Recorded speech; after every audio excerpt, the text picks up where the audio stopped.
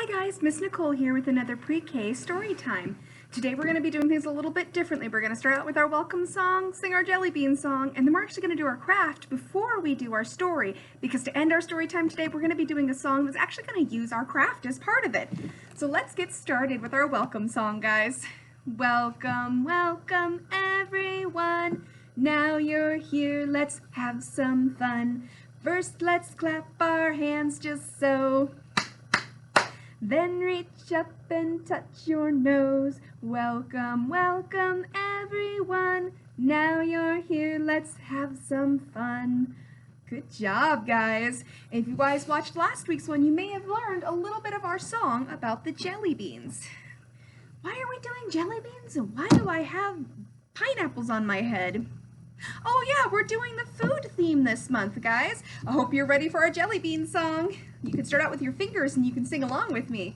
5 little jelly beans, I wish I had more. Now I'll eat the color purple. And now there are 4. 1, 2, 3, 4. 4 little jelly beans, tasty as can be. Now I'll eat yellow. And now there are 3. 1, 2, 3. 3 little jelly beans, only so few. I guess I'll eat green. And now there are 2. 1, 2. 2 little jelly beans, eating them is fun.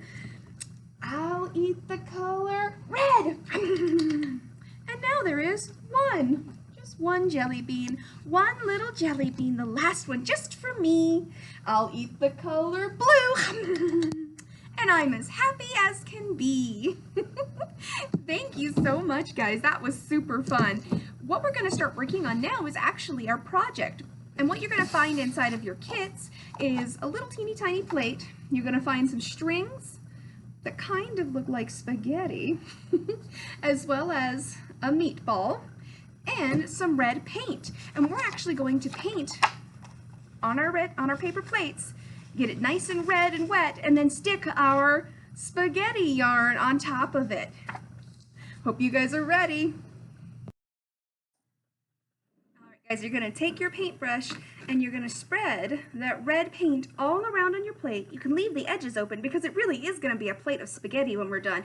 And as you can see, it's nice and wet from all the paint, and this is the perfect time to start adding our spaghetti yarn. And once we start piling it on there, we're actually going to press down on it.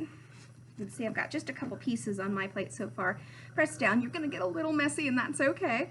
And you're going to hold it in place and count to 10. That's usually my favorite ones. Let's count. 1, 2, 3, 4, 5, 6, 7, 8, 9, 10. And you're going to put this aside while we do our story so that it can dry. And you're not going to add your meatball just yet because that's going to, again, be part of our song. So I'm going to take mine and I'm going to set it aside to dry. And then we're going to go ahead and get started with our story. Alrighty guys, today's story that we're reading is called The Ravioli Kid, and it was written by Michelle Friedman and illustrated by Jason Abbott. And all of that information we're going to find on the front cover of our book. Again, we can see the title here, The Ravioli Kid, and it's actually got both the author and the illustrator here on the spine. On the back cover, looks like we have a fun quote that says, "Life is a combination of magic and pasta." And looks like it's Fernando Fellini who says that. That's kind of a fun one. I think life could totally be a mix of magic and pasta. So let's get started. This is a spaghetti western, so I hope you guys are ready for that. Stellalina could not remember a time when the Badlands were good. Each of the 7 years she had lived there, something terrible had happened. When she was 1, the pasta dough would not divide. During her 2nd year, all the plum tomatoes spoiled and tasted like lemons. Ooh. At age 3, everyone in town fell ill from eating bad anchovies. Oh, look at their faces. They do definitely look sick. Her mother lost a 4th cheese from the Cuadrado Formado festival when she was only 4 years old. The chickens refused to lay eggs when she was 5, and the winter of 6 was so cold that the pasta water wouldn't even boil. Can you see that? His pasta water is frozen to a spoon.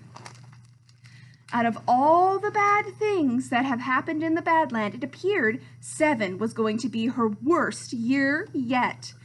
7 was the year Angel Hair and his gang of anti-pasta came to the town. Uh-oh. They kind of look like ruffians.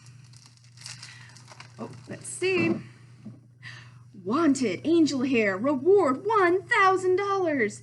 Angel Hair was as mean as he was bad. His long, stringy hair was always sticking with olive oil that oozed from his pitted complexion. He roamed the Badlands with his cohorts. Oh, that were all his brothers. They found trouble wherever they looked.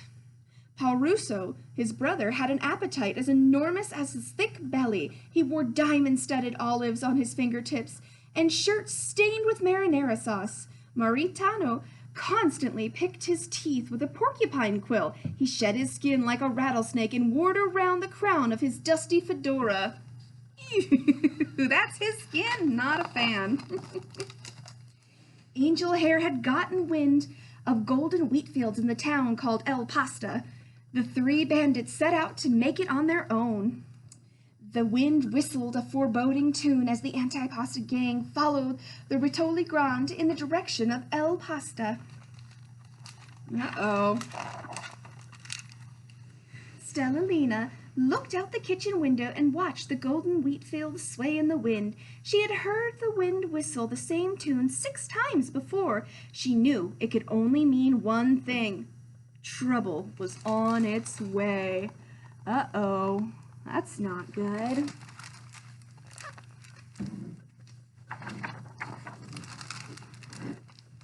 Stellalina's parents, Angelo and Felina Pomado, ran Rosa's, a restaurant on Main Street in El Pasta, right next to the haberdashery. The Pomados made all the pasta served at Rosa's from scratch. The wheat they grew gave it its beautiful golden color. Ooh, looks like everybody's really happy to eat all that pasta. Making me a little bit hungry. Mrs. Pomado always mixed and divided the dough, and Mr. Pomado always rolled and shaped it into strips. Stellalina's job was to sprinkle the dough with the golden flour and prepare it for her father to crank through the pasta cutter. She loved to watch the long strands of ribbon pasta as it rolled out of the machine, and she longed for the day when she could give it a twirl. Ooh. Maybe they're making the thick linguine noodles there. Late summer was harvest time in El Pasta, and the Pomados decided to make golden ravioli for the harvest festival. Mother mixed and divided the dough and prepared it for Stellalina to sprinkle with the golden flour. The sacks of flour were kept in the barn behind Rosa's, and Stellalina walked between the rows of pasta that were hung out to dry. They swayed in the wind like a horse's mane. Suddenly, the wind was quiet and the wheat was still. Ooh, you guys see that? It almost looks like fences, but that's actually pasta they have hanging to dry there. She went inside, and the sacks of flour had been looted. They're all empty. Uh-oh. Stellalina ran back into the kitchen as fast as she could, but it was too late. Angel Hair and the anti-pasta gang had gotten there first. They were greedily stashing the golden ravioli into their loot bags. The brothers had looked, and Mr. and Mrs. Pomado had locked Mrs. and Mrs. Pomado in the pantry. Angel Hair had plans to lock Stellalina in theirs too. But Stellalina knew she had one chance to save El Pasta from Angel Hair and the anti-pasta gang. She reached for the crank on the pasta machine and turned it. It was heavier than she had expected. With all her might, she fed the dough through the cutter and rolled out long strands of spaghetti. She quickly fashioned a lasso with the noodles, ducking to avoid getting hit with the pasta shells that were flying across the kitchen. This was the worst food fight anyone had ever seen. Oh my goodness. That would be a mess later, huh? Stellalina whistled loudly to get the antipasta's gang's attention, and as they headed wildly towards her, she swung the spaghetti high over her head. She aimed, threw, and roped them together into an outlaw bundle. Everyone in Rosa's cheered. Stellalina had captured the antipasta gang single-handedly. That's crazy. It's hard to believe that that rope is actually spaghetti. Just then, a mysterious stranger appeared in the doorway.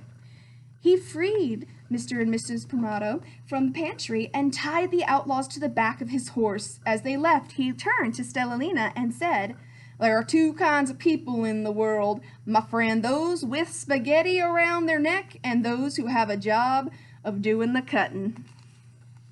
It's kind of a fun saying. The next day at the Harvest Festival, Sheriff Tom Mixta awarded Stellalina a Medal of Honor, and on it was engraved, "The Ravioli Kid." The end. I think that book is super funny. All the spaghetti and pasta jokes. So with that, hopefully by now most of your plates have dried. If they're not perfectly dry, that's totally okay too. Because what you should have something looks a little bit like this and shouldn't all fall off when you hold it up. And then you'll have your little meatball. We're going to put that right on top because we're going to be singing a song called "On Top of Spaghetti." And some of you guys might know the song, some of you guys don't, but I guarantee it's a lot of fun.